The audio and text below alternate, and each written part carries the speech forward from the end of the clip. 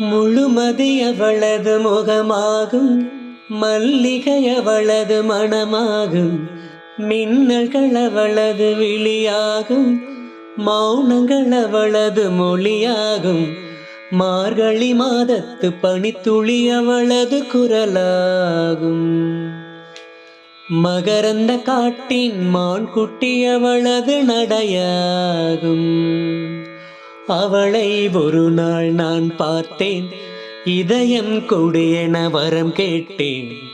அதை கொடுத்தால் உடனே எடுத்தே சென்று விட்டார்.